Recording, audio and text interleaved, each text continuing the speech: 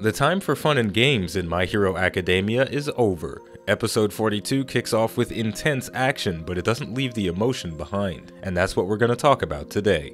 Let's get started. I think I should start off by saying that this episode made me cry a little bit. One manly tear rolled down my cheek as it reached its climax, but overall, I was a little bit disappointed with it because it was ham-fisted.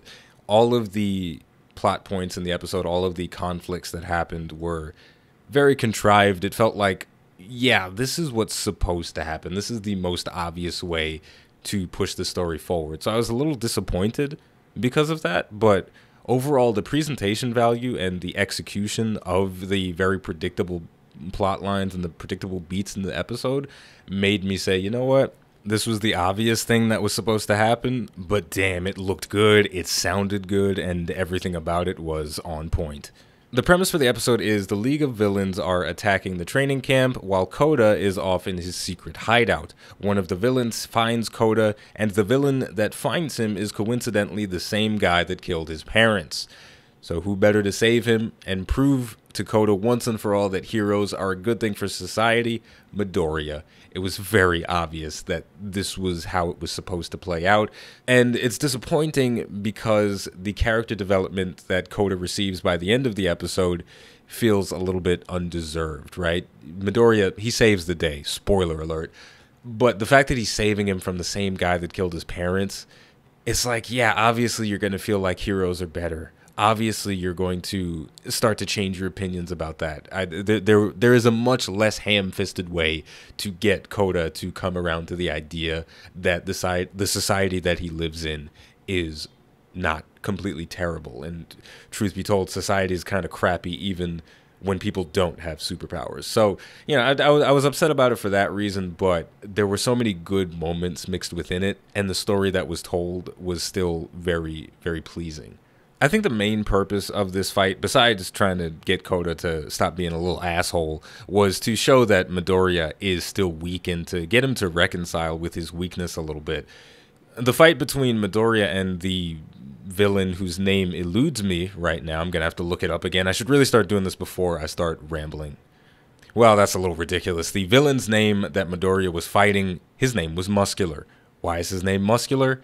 Because he's got a lot of muscles. So Midoriya is fighting the guy, he's getting his ass whipped, and he sends off a 100% powered punch, which causes his arm to explode. All the blood vessels and the muscles are jacked up, and it's gross. And he thinks he's won, but then he turns around to see Mr. Muscular coming out completely unscathed, and he's like, I don't think I can do this now.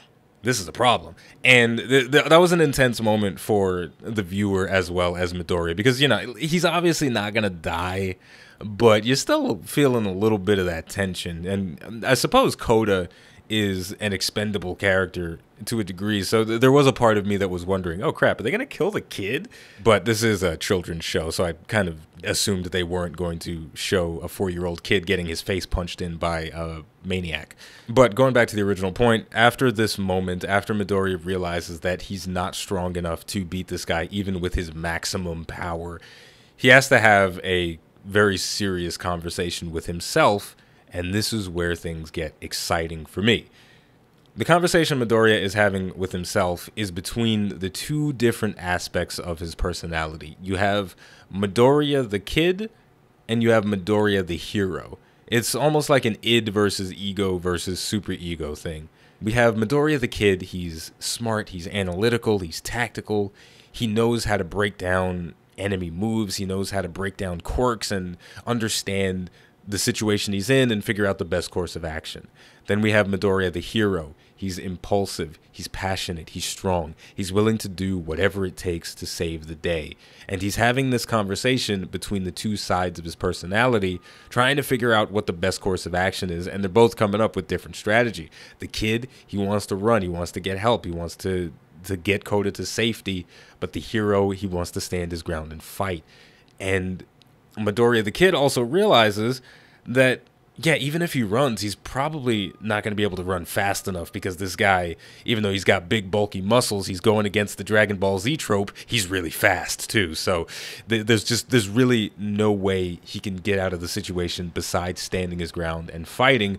But this conversation between the two sides of his personality once again highlights the fact that Midoriya has yet to fully grow into the hero. He still has a lot of work to do before he becomes what he wants to become. And to a degree, the two aspects of his personality are what wins him the fight, because he doesn't, in the end, he doesn't brute force his way through. He uses a little strategy. But seeing this conversation was really the best part of the episode for me. And both the artists, the directors, the voice actors, they did a phenomenal job of portraying this conversation between the two aspects of his personality. For the visuals, what they did was every time Midoriya the kid was talking, they would tint the screen with a pink hue. And every time Midoriya the hero was talking, they would show his battered and bloody face, and it would make him real dramatic, and he was, we're going to make it through. We've got to keep fighting at all costs. We've got to save the day. It looked very dramatic. This was the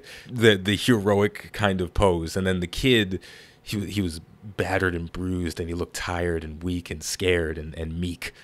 And the voice actor, I have a hard time detecting the differences and the nuances in tone in Japanese because I don't speak the language. But as far as I could tell, the voice actor was making it a point to change the way he spoke when he was the kid versus the hero. So when he was the kid, he was like, oh my God, okay, if we run away right now, we might be able to get away. We can't run away. We've got to stay and fight. So it was obviously done a little bit better than that, but you get the idea. There was a lot of stuff that went into making this scene feel very impactful and feel like there was an internal struggle going on that ultimately the hero side of his personality won out, and the tactics came into play when the final blow was dealt. And it was really cool, and this moment made up for a lot of the predictability, that little bit of development that Midoriya got at the end. Seeing that dual personality thing coming through again was really nice. So Koda, I'm a little disappointed that he got the easy way out. Pretty much the reasons for him coming around to the idea that heroes aren't that bad was laid out to him on a silver platter with some syrup, and there's no way after being saved by Midoriya this way that he can be a little asshole anymore. He's got to just be like, yeah, okay, fine, you guys are not that bad. But Midoriya got a very nice treatment in the episode overall.